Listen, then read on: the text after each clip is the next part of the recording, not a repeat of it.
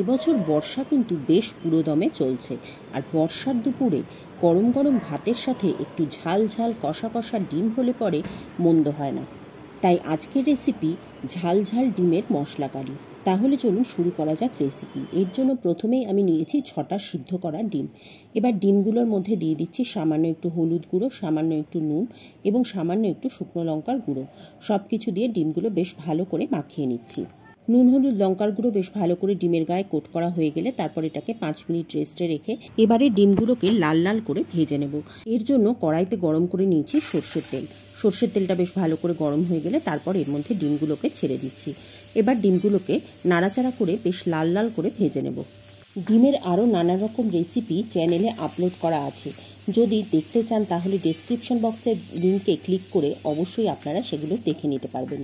ডিমগুলো ভাজা হয়ে গেলে তারপর এগুলোকে তুলে রাখছি একটা পাত্রের মধ্যে। এবারে অবশিষ্ট তেলের মধ্যে ফোড়ন দেব তেজপাতা আর গোটা গরম মশলা। নিয়েছি একটা দারচিনির টুকরো, 2টো এলাচ আর 2-3টে লবঙ্গ। ফোড়নটা দিয়ে বেশ ভালো করে একটু ভেজে নিচ্ছি মিনিট খানেক।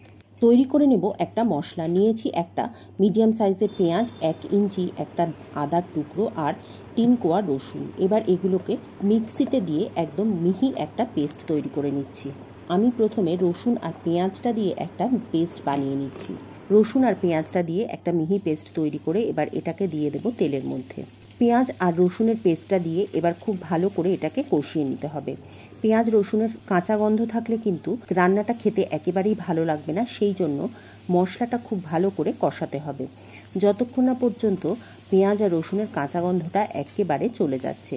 পেঁয়াজ আর রসুনের কাঁচা গন্ধটা যখন একদম চলে যাবে তখন এর মধ্যে দিয়ে দেব 1.5 চামচ জিরে গুঁড়ো, 1.5 চামচ ধনে গুঁড়ো, 1/2 চামচ হলুদ গুঁড়ো আর 1 চামচ শুকনো লঙ্কার গুঁড়ো। আমি এখানে ঝাল শুকনো লঙ্কার গুঁড়োটাই ব্যবহার করেছি। একটু ঝাল ঝাল হলে পরে ডিমের মশলা কারিটা খেতে বেশ ভালো লাগে। যতক্ষণ মশলাটা কষা হচ্ছে ততক্ষণ তৈরি করে নেব আরও একটা মশলা। যে আদাটা কেটে রেখেছিলাম সেটা নিয়েছি, তার সাথে নিয়েছি 2টো মিডিয়াম সাইজের টমেটো। এবার এইগুলোকে দিয়েও একটা মিহি পেস্ট তৈরি করে নিচ্ছি। আপনার কাছে যদি কাঁচা টমেটো না থাকে তাহলে টমেটো পিউরিও ব্যবহার করতে পারেন। অনেক সময় কি হয়, টমেটো পিউরি বা কাঁচা টমেটো কোনোটাই থাকে না, সেক্ষেত্রে টমেটো কেচাপও দিতে পারেন। আর মশলা কারিতে টমেটো কেচাপ দিলে টেস্টটা বেশ ভালোই হয়।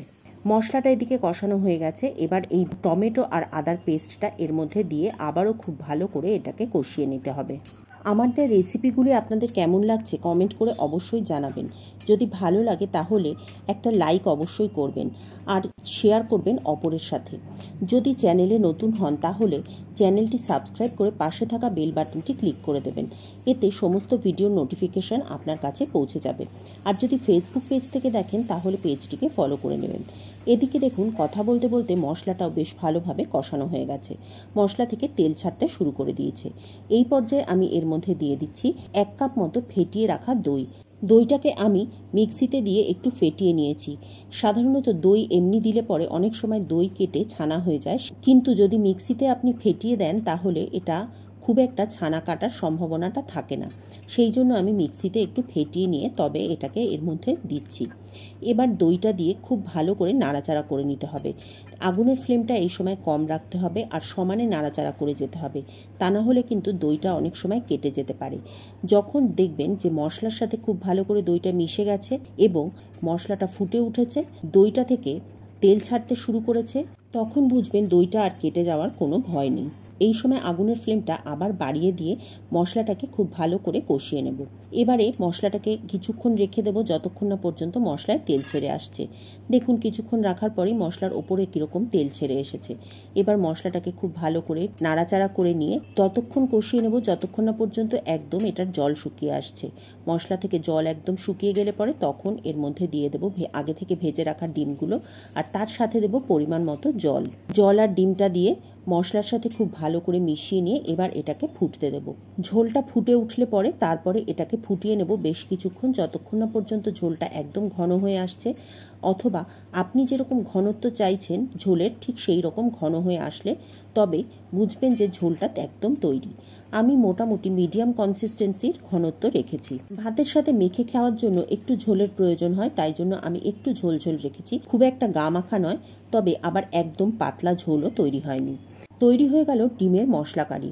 বর্ষার দুপুরে গরম গরম ভাতের সাথে এই ডিমের মশলা কারি খেতে কিন্তু দারুণ লাগে। রেসিপিটা অবশ্যই নতুন নয়, তবে যারা নতুন রান্না শিখছো তাদের জন্য এই রেসিপিটা, তাদের কাছে আশা করি এই রেসিপিটা খুবই পছন্দের হবে। এসে ওপর থেকে একটু ধনেপাতা ছড়িয়ে দিচ্ছি, এতে গন্ধটা যেমন সুন্দর হবে, দেখতেও বেশ ভালো লাগবে।